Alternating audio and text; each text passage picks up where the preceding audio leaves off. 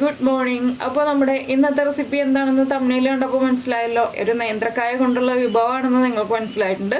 നേന്ത്രക്കായ കൊണ്ട് വളരെ എളുപ്പത്തിൽ ഉണ്ടാക്കാൻ പറ്റുന്ന ഒരു തോരൻ. തോരൻ എന്ന് മുഴുവനായിട്ട് പറയാമോ എന്നെനിക്കറിയില്ല. തോരൻ്റെ പ്രോസസ്സാണ് നമ്മൾ ചെയ്യുന്നത്. അപ്പോൾ എന്തായാലും ചോറിൻ്റെ കൂടെ കഴിക്കാം. വളരെ നല്ലൊരു സൈഡ് ഡിഷാണ്. അപ്പോൾ നമുക്ക് എങ്ങനെയാണ് ഈ ഒരു റെസിപ്പി ചെയ്യുന്നതെന്ന് നോക്കാം. നമുക്ക് നമ്മുടെ ഇൻഗ്രീഡിയൻസ് നോക്കാം. ഇൻഗ്രീഡിയൻസ് എന്ന് പറയാനും മാത്രം അധികം ഒന്നുമില്ല. എന്താണെന്ന് വെച്ചിട്ടുണ്ടെങ്കിൽ 2 പച്ചക്ക എടുത്തിട്ടുണ്ട്. നിങ്ങളുടെ ആവശ്യത്തിനനുസരിച്ച് പച്ചക്ക അല്ലെങ്കിൽ മറ്റേ കായ ഉണ്ടല്ലോ, നമ്മൾ കറി വയ്ക്കാൻ ഉപയോഗിക്കുന്ന വേറൊരു നീളം കുറഞ്ഞ കായ, ആ കായ എടുക്കാം. 2 ഏത് വേണമെങ്കിലും എടുക്കാം. 2 പച്ചമുളക് എടുത്തിട്ടുണ്ട്. ഒരു മീഡിയം വലിപ്പത്തിലുള്ള സവോള എടുത്തിട്ടുണ്ട്. 2 പച്ചക്കയ്ക്കാണ് നമ്മൾ ഈ ഒരു മീഡിയം വലിപ്പത്തിലുള്ള സവോള എടുത്തിരിക്കുന്നത്. 1/2 കപ്പ് തേങ്ങ ചിരവിയത് എടുത്തിട്ടുണ്ട്. 1/2 കപ്പ് തേങ്ങ തന്നെ വേണമെന്നില്ല, 1/4 കപ്പ് ആയാലും മതി. പക്ഷേ തേങ്ങ കൂടുതൽ ചേർക്കുകയാണെങ്കിൽ ടേസ്റ്റ് കൂടും. ആദ്യം നമുക്ക് ഈ പച്ചക്ക ഒന്ന് കട്ട് ചെയ്ത് വെള്ളത്തിലിട്ട് വയ്ക്കണം. സാധാരണ കട്ട് ചെയ്യുന്ന പോലെ അല്ല, നമ്മൾ കുറച്ച് വ്യത്യസ്തമായിട്ടാണ് കട്ട് ചെയ്യുക. എന്താണെന്ന് വെച്ചിട്ടുണ്ടെങ്കിൽ സാധാരണ നമ്മൾ മെഴുക്കുവരട്ടിക്കോ തോരനൊക്കെ കട്ട് ചെയ്യുമ്പോൾ 4ആയിട്ട് കീറിയിട്ടാണ് കട്ട് ചെയ്യുക. ഇത് നീളത്തിൽ കട്ട് ചെയ്തെടുക്കുകയാണ്. അപ്പോൾ ഞാനിത് കട്ട് ചെയ്തെടുത്തിട്ട് കാണിച്ചു തരാം എങ്ങനെയാണ് കട്ട് ചെയ്യുന്നതെന്നുള്ളത്. നമ്മളിപ്പോൾ നമ്മുടെ പച്ചക്ക അല്ലെങ്കിൽ നേന്ത്രക്കായ ഇതാ കട്ട് ചെയ്ത് വെള്ളത്തിലിട്ടിട്ടുണ്ട്. ഈ ഒരു തിക്നെസ്സിലാണ് നമ്മൾ കട്ട് ചെയ്തെടുത്തിരിക്കുന്നത്. ഇത് കണ്ടോ, നീളത്തിൽ ഈ ഒരു വലിപ്പത്തിൽ ഇത്രയും നീളമുള്ളൂ. അതുപോലെ തന്നെ ഈ ഒരു തിക്നെസ്സിലാണ് നമ്മൾ കട്ട് ചെയ്തെടുത്തിരിക്കുന്നത്. ഇത് വെള്ളത്തിൽ തന്നെ ഇട്ട് വയ്ക്കുക, ഇല്ലെങ്കിൽ ഇതിൻ്റെ കറി ഉണ്ടാവും. അതുകൊണ്ടാണ് നമ്മൾ ഇതുപോലെ വെള്ളത്തിൽ ഇട്ട് വയ്ക്കുക എന്ന് പറയുന്നത്. പിന്നെ സവോളയാണെങ്കിലും ചെറുതായിട്ട് നീളത്തിൽ കട്ട് ചെയ്തിട്ട് ഒന്ന് കുറുകെ കട്ട് ചെയ്തു, പിന്നെ സ്ലൈസ് ചെയ്തെടുത്തു. അതുപോലെ ചെറുതായിട്ട് കട്ട് ചെയ്തെടുത്തു. പച്ചമുളകൊന്ന് സ്പ്ലിറ്റ് ചെയ്ത് വെച്ചിട്ടുണ്ട്. ഇനിയിപ്പോൾ നമുക്ക് ഇതൊന്ന് മാറ്റി വെച്ചിട്ട് ഇതിലേക്ക് വേണ്ട അരപ്പ് ആദ്യം റെഡിയാക്കി വയ്ക്കാം. അപ്പോൾ നമുക്ക് ജോലി എളുപ്പമായിരിക്കും. അരപ്പ് റെഡിയാക്കാനായിട്ട് നമുക്ക് മിക്സിയുടെ ജാറിലേക്ക് നമ്മൾ എടുത്തു വെച്ചിരിക്കുന്ന തേങ്ങ ചിരവിയത്, അതുപോലെ തന്നെ ഒരു 1/4 ടീസ്പൂൺ കുരുമുളക്, 1/4 ടീസ്പൂൺ മതി. എന്താണെന്ന് വെച്ചാൽ നമ്മൾ മുളക് പൊടിയൊക്കെ ചേർക്കുന്നതുകൊണ്ട് കുരുമുളക് ഒരുപാടായി പോകരുത്. 1/4 ടീസ്പൂൺ തന്നെ നല്ല ജീരകം, നമ്മുടെ ക്യൂമിൻ സീഡ്സ്, 2-3 ഇതൾ കറിവേപ്പില, ഇത്രയും ചേർത്തിട്ട് തോരൻ്റെ പാകത്തിലൊന്ന് ചതച്ചെടുക്കുക. അപ്പോൾ നിങ്ങൾ ഇഞ്ചി വെളുത്തുള്ളി പേസ്റ്റ് ചേർക്കുന്നില്ല എന്നുണ്ടെങ്കിൽ ഇതിലേക്ക് ഒരു 2 അല്ലി വെളുത്തുള്ളി, ഒരു ചെറിയ പീസ് ഇഞ്ചി, അതും കൂടി ചേർത്തിട്ട് ചതച്ചെടുക്കുക. ഞാനിപ്പോൾ ജിഞ്ചർ ഗാർലിക് പേസ്റ്റാണ് ചേർക്കുന്നത്, അതുകൊണ്ടാണ് ഇതിലേക്കത് ചേർക്കാത്തത്. അപ്പോൾ ഒന്ന് ഒതുക്കിയെടുക്കട്ടെ. അപ്പോൾ നമ്മുടെ തേങ്ങ നമ്മൾ ഇതുപോലെ ഒന്ന് ഒതുക്കിയെടുത്തിട്ടുണ്ട്. ഇനിയിപ്പോൾ നമുക്കിത് മാറ്റി വയ്ക്കാം. ഇനി നമുക്ക് നമ്മുടെ കറി ഉണ്ടാക്കാൻ തുടങ്ങാം.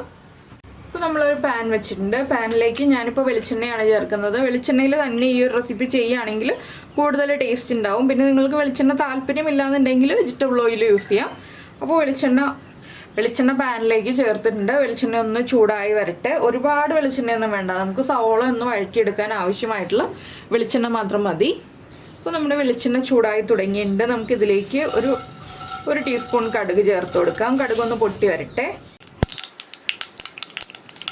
ഇപ്പോൾ നമ്മുടെ കടുക് പൊട്ടിക്കൊണ്ടിരിക്കുന്നുണ്ട്. ഇതിലേക്ക് ഞാനൊരു 2 വറ്റൽമുളകും കൂടി ചേർക്കുന്നുണ്ട്.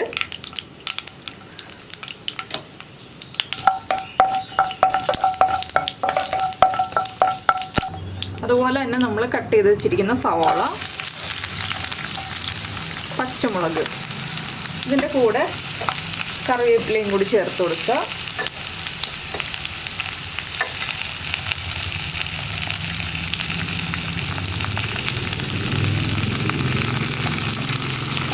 ഇതൊന്ന് നന്നായിട്ട് ഇളക്കി സവോള ഒന്ന് സോഫ്റ്റായി വരണം. ഒരുപാട് അങ്ങോട്ട് സോഫ്റ്റ് ആവണ്ട, ജസ്റ്റ് ഒന്ന് ട്രാൻസ്പെറൻ്റ് ആയി വരുന്നത് വരെ ഒന്ന് ഇളക്കി കൊടുക്കുക.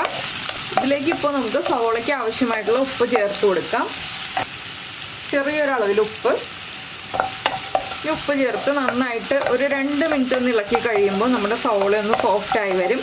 ഇതിൻ്റെ കൂടെ തന്നെ ഞാനിപ്പോൾ ഒരു 1/2 ടീസ്പൂൺ മഞ്ഞൾപ്പൊടി ചേർക്കുന്നുണ്ട്. മഞ്ഞൾപ്പൊടിയും സവോളയും എല്ലാം ചേർന്ന് നന്നായിട്ടൊന്ന് കുക്കായി വരട്ടെ. അതുവരെ നമുക്ക് 2 മിനിറ്റ് ഇളക്കി കൊടുത്തുകൊണ്ടിരിക്കാം. ഇപ്പോൾ നമ്മുടെ സവോളയൊന്ന് സോഫ്റ്റായി വന്നിട്ടുണ്ട്. അപ്പോൾ നിങ്ങൾ ജിഞ്ചർ ഗാർലിക് പേസ്റ്റ് അല്ല ചേർക്കുന്നത് എന്നുണ്ടെങ്കിൽ അരപ്പിൽ ചേർക്കാം. ഇല്ലാന്നുണ്ടെങ്കിൽ ഒരു ഓപ്ഷൻ എന്താണെന്ന് വെച്ചാൽ നമ്മുടെ സവോള വഴറ്റുന്നതിന് തൊട്ട് മുന്നേ വറ്റൽമുളക് ഇട്ട് കഴിയുമ്പോൾ നമുക്ക് ഇഞ്ചി വെളുത്തുള്ളി ചതച്ചത് ചേർക്കാം. അതിനുശേഷം സവോള ചേർത്ത് കൊടുക്കുക. ഞാനിപ്പോൾ 1/2 ടീസ്പൂൺ ജിഞ്ചർ ഗാർലിക് പേസ്റ്റ് ചേർത്തിട്ടുണ്ട്. ഇനിയിപ്പോൾ ഈ ജിഞ്ചർ ഗാർലിക് പേസ്റ്റിൻ്റെ റോ ടേസ്റ്റ് ഒന്ന് മാറി വരുന്നത് വരെ ഒന്നുകൂടി ഒന്ന് ഇളക്കി കൊടുക്കുക. ഒരുപാട് സമയമൊന്നും വേണ്ട. ജസ്റ്റ് ഒന്ന് ഇളക്കി കൊടുത്തതിന് ശേഷം നമുക്ക് പൊടികളും കൂടി ചേർക്കുമ്പോൾ പൊടികളുടെ ആ ഒരു കുക്കിംഗ് ടൈമിൽ ജിഞ്ചർ ഗാർലിക് പേസ്റ്റും കൂടി കുക്കായി കിട്ടിക്കോളും. ഇനി നമുക്കിതിലേക്ക് പൊടികൾ ചേർത്ത് കൊടുക്കാം. മുളക് പൊടിയാണ് ഞാൻ ആദ്യം ചേർക്കുന്നത്. ഒരുപാട് ചേർക്കരുത്. ഒരു 1/4 ടീസ്പൂൺ എരിവുള്ള മുളക് പൊടിയാണ് 1/4 ടീസ്പൂൺ. കാശ്മീരി ചില്ലി പൗഡർ ആണെങ്കിൽ 1/2 ടീസ്പൂൺ, അതിൽ കൂടുതൽ ചേർക്കരുത്. എന്താണെന്ന് വെച്ചാൽ നമ്മുടെ കുരുമുളകിൻ്റെ എരിവുണ്ട്, പച്ചമുളകിൻ്റെ എരിവുണ്ട്, എല്ലാം ചേർന്ന് എരിവ് കൂടിപ്പോരുത്. പിന്നെ ഒരു 1/4 ടീസ്പൂൺ മല്ലിപ്പൊടി. ഇത് രണ്ടും ചേർത്ത് നന്നായിട്ടൊന്ന് ഇളക്കുക. 1 മിനിറ്റോളം ഒന്ന് ഇളക്കി കൊടുക്കുക. പൊടികളൊന്ന് കുക്കായി വരണം. ഞാൻ ചെറിയ ഫ്ലെയിമിൽ വെച്ചിട്ടാണ് ഈ കാര്യങ്ങളൊക്കെ ചെയ്യുന്നത്. ഹൈ ഫ്ലെയിമിലല്ല, വലിയ ബർണറിലല്ല, ചെറിയ ബർണറിലാണ് ചെയ്യുന്നത്. ഇപ്പോൾ നമ്മുടെ പൊടികളൊക്കെ ഒന്ന് കുക്കായി തുടങ്ങുന്നുണ്ട്. ആ ജിഞ്ചർ ഗാർലിക് പേസ്റ്റും നന്നായിട്ട് കുക്കായി വരുന്നുണ്ട്. അതിന് നല്ലൊരു മണം വരുന്നുണ്ട്. ഇനി നമുക്ക് ഇതിലേക്ക് നമ്മൾ കട്ട് ചെയ്ത് വെള്ളത്തിലിട്ട് വെച്ചിരിക്കുന്ന കായ ഇട്ട് കൊടുക്കാം. കായ ഇട്ട് കൊടുക്കുമ്പോൾ ചെറിയൊരു വെള്ളത്തിൻ്റെ അംശമൊക്കെ ഉണ്ടെങ്കിലും കുഴപ്പമൊന്നുമില്ല കേട്ടോ.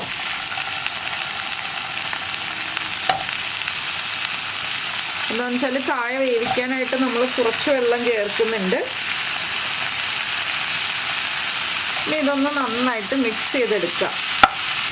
ഈ സവോളയുടെ മസാല നമ്മുടെ കായയിലേക്ക് നന്നായിട്ടൊന്ന് പിടിച്ചു വരണം. ആ രീതിയിലൊന്ന് ഇളക്കി മിക്സ് ചെയ്തെടുക്കുക.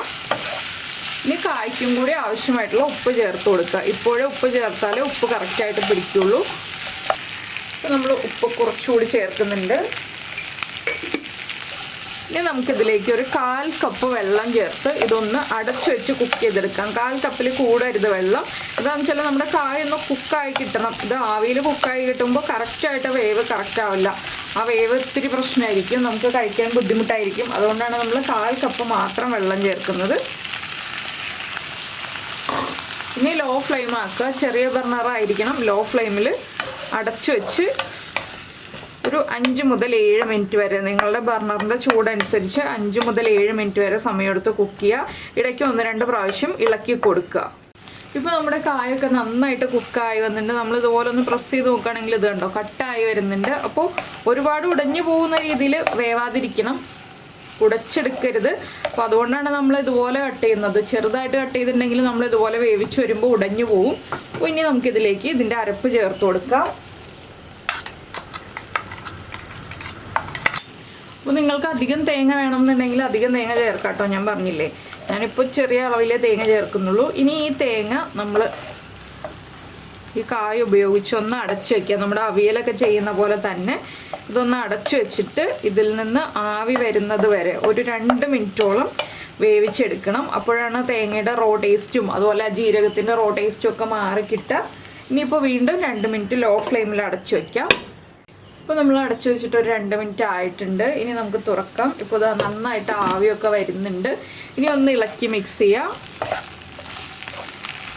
ആ തേങ്ങ നമ്മുടെ കായിലേക്ക് ഒന്ന് നന്നായിട്ട് മിക്സ് ആയി വരണം. അപ്പോൾ നിങ്ങൾക്ക് എല്ലാവർക്കും ഈ ഒരു ഈസി റെസിപ്പി ഇഷ്ടമായിട്ടുണ്ടാവുമെന്ന് വിചാരിക്കുന്നു. ഈസി മാത്രമല്ല, അതുപോലെ തന്നെ നല്ല ടേസ്റ്റിയാണ്. അപ്പോൾ എല്ലാവരും ട്രൈ ചെയ്ത് നോക്കാം കേട്ടോ. അതുപോലെ തന്നെ നമ്മുടെ റെസിപ്പികളൊക്കെ ഇഷ്ടമായിട്ടുണ്ടെങ്കിൽ നിങ്ങളുടെ ഫ്രണ്ട്സിനും ഫാമിലി മെമ്പേഴ്സിനൊക്കെ കുക്കിങ്ങിൽ താല്പര്യമുണ്ടെങ്കിൽ അവർക്കും കൂടെ ഒന്ന് ഷെയർ ചെയ്ത് കൊടുക്കുക. പിന്നെ ലൈക്ക് ചെയ്യാനും കമൻറ്റ് ചെയ്യാനും ഒന്നും മറന്നു പോകരുതേ. അതുപോലെ തന്നെ നമ്മുടെ ചാനൽ ആദ്യമായിട്ട് കാണുകയാണെങ്കിൽ നമ്മുടെ വീഡിയോ പ്രസൻറ്റ് ചെയ്യുന്ന രീതിയൊക്കെ ഇഷ്ടമായിരുന്നുണ്ടെങ്കിൽ നമ്മുടെ ചാനലൊന്ന് സബ്സ്ക്രൈബ് ചെയ്ത് സപ്പോർട്ട് ചെയ്യണേ. സബ്സ്ക്രൈബ് ചെയ്യുന്നതിന് ഈ വീഡിയോയുടെ താഴെയുള്ള റെഡ് സബ്സ്ക്രൈബ് ബട്ടൺ ഒന്ന് ക്ലിക്ക് ചെയ്യുക. അതിൻ്റെ റൈറ്റ് സൈഡിലുള്ള ബെല്ലൈക്കണും ക്ലിക്ക് ചെയ്യുക.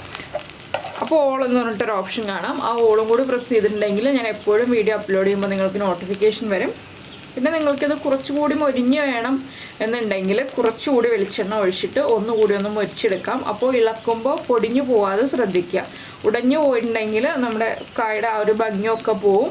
കഴിക്കാനുള്ള ടേസ്റ്റ് സെയിം തന്നെയായിരിക്കും, പക്ഷെ കാണുമ്പോൾ ഒരു ഭംഗി വേണമല്ലോ, അതുകൊണ്ടാണ് പറഞ്ഞത്. അപ്പോൾ ഇതുപോലെ ഇങ്ങനെ സ്പ്രെഡ് ചെയ്തിട്ടിട്ട് ഒന്ന് ഡ്രൈ ആക്കി എടുക്കുക. ഡ്രൈ ആയിട്ട് വേണം എന്നുണ്ടെങ്കിൽ ഞാൻ ഇതുപോലെ തന്നെയാണ് സെർവ് ചെയ്യുന്നത്. അപ്പോൾ എന്തായാലും നമുക്ക് നമ്മുടെ അടുത്തൊരു റെസിപ്പിയുമായിട്ട് അടുത്ത ദിവസം വീണ്ടും കാണാം.